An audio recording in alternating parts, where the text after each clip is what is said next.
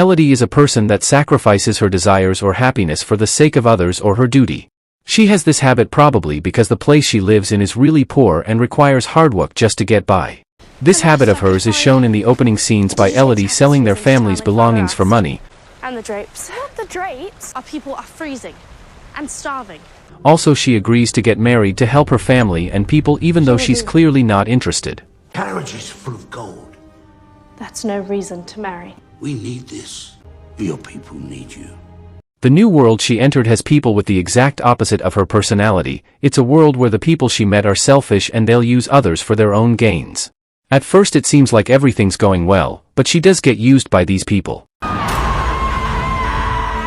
After some suffering, Elodie randomly remembers that her mother wanted her to fight, and starts to walk. We don't know much about Elodie's mother even after the entire movie. Maybe they are saving her for a sequel.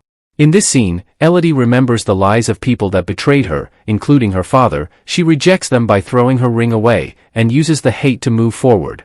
This whole thing forces her to think and act for her own survival. She finds some clues which was left behind by another princess, but it leads to a dead end. Elodie loses all hope. But her father comes to rescue her. Her father is very similar to her. He also prioritized his duty over his own desires. He was prepared to let Elodie die in return for the money. If we consider that, he's far worse than Elodie. But he confessed he couldn't live with it. He had a change of heart and apologized to Elodie for what he's done before he died. His death hurt Elodie, but more than that, it showed her where her current path leads to. Elodie's father was someone who went too far on the same path Elodie's on. He was unsatisfied to the end. But he also showed her a way out of the cave and a way to flee to her home. Elodie did escape, only to go back to rescue her sister.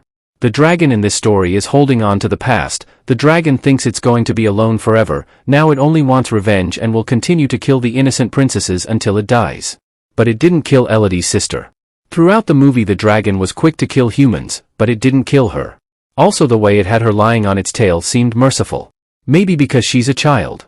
In the climax when Elodie has her sword above the dragon, she is presented with a choice that mirrors the scene from the beginning, where she chose to accept the marriage. She didn't want to marry someone for money, but because of her duty to her people she agreed to marry him.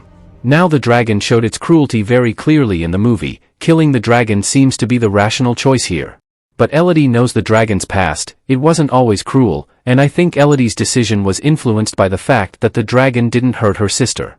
It still had some mercy. This time Elodie chose to follow her feelings and healed the dragon. The dragon, after realizing it didn't accomplish anything with its centuries of hate, decided to burn down the kingdom entirely and move on. The dragon is not alone now.